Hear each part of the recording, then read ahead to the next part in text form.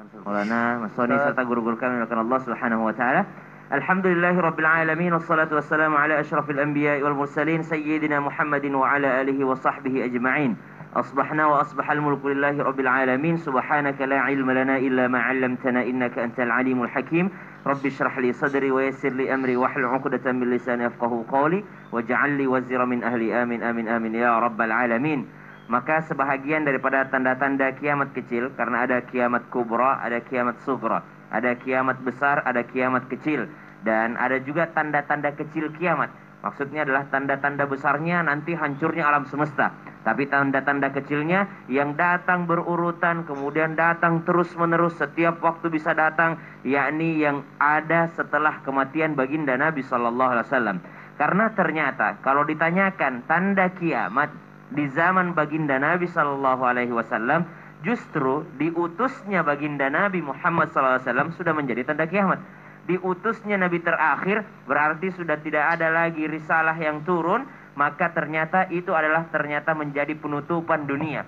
Penutupan apa? Penutupan karena sudah 120.000 nabi sebelum Rasulullah SAW turun, maka ditutup oleh baginda Nabi SAW. Kalau nabi terakhir sudah turun, berarti sudah menjadi akhir daripada dunia ini. Kemudian setelah nabi diutus, nabi pun diangkat oleh Allah Subhanahu wa taala. Wafat Nabi SAW juga termasuk tanda kiamat. Kemudian munculnya pada zaman baginda Nabi SAW atau pada zaman sahabat, muncullah nabi-nabi palsu, dan ternyata ada juga yang mengikutinya.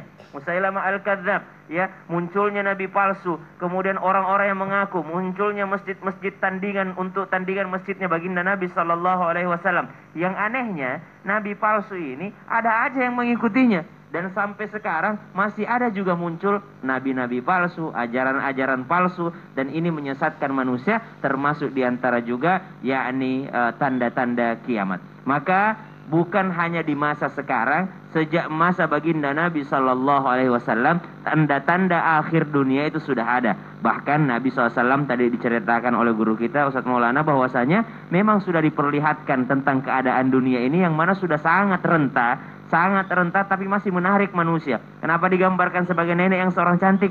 Yang cantik karena masih menarik hati manusia, seakan-akan manusia tidak mau meninggalkannya, padahal aslinya sudah sangat tua. Maka subhanallah, kita berlindung kepada Allah Subhanahu wa taala daripada kiamat besar yang datangnya tiba-tiba, yang Nabi SAW saja tidak mau menjawab pertanyaan daripada para sahabat. Sahabat bertanya, mata sa'ah, kapan kiamat? Nabi hanya menjawab, bagaimana dengan persiapanmu tentang hari kiamat. Jadi Nabi tidak menjawab kapan kiamat bukan karena Nabi tidak tahu, tapi Nabi SAW menjaga. Untuk apa? Untuk para manusia tidak menyerah untuk beramal soleh. Karena sebaik-baik manusia adalah man tala umruhu wa hasun amaluhu. Yang panjang umurnya lagi baik amalnya. Maka dari itu tanda-tanda kiamat sudah muncul sejak zaman baginda Nabi SAW. Khamar merajalela, perzinahan merajalela, dan ini semua menjadi tanda-tanda kiamat kecil yang datang secara berurutan, dan tiba-tiba nanti akan datang kiamat besar. Naudzubillah min dzalik. Misalnya berarti dari ribuan tahun lalu aja tandanya udah ada. Udah ada. Sekarang juga ada. Takutnya nggak lama